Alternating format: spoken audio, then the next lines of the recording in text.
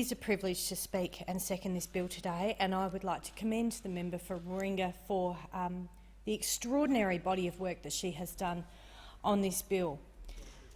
We need a new approach. I think every person in this place would accept that we need a new approach, particularly those on the side of government who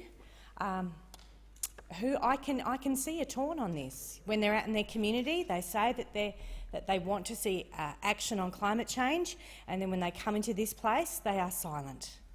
This is your opportunity, and so I call on all members in this place, with your leadership caucus meetings, please call for this bill to be a free vote in this place. This should not be about party lines. This should be about what's right in Australia.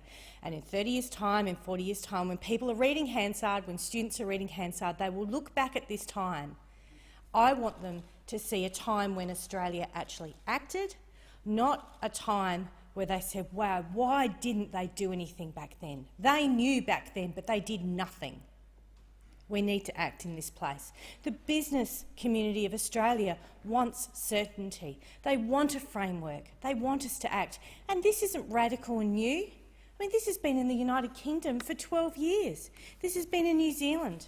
This will provide us with the framework for certainty for business, so that business can make changes, so that business can take steps forward. We have been living in a political wasteland with respect to climate change in this place for my entire time that I have had the privilege of being the member for Mayo. I have people in my community, farmers in my community, who say to me, we're not acting on this, you don't understand. Regional Australia faces this first. We'll face absolutely catastrophic future if we don't get this right. And we have a duty around the world. We have a duty to show leadership around the world. When we look to our Pacific Islands, they know what climate change is about. And yet here in this place, we still have people that won't accept the science. People who say they don't believe the science. Well, science isn't something that you either believe or not. Science is science, and the science says that we need action. And I commend the member for Warringah for this extraordinary work.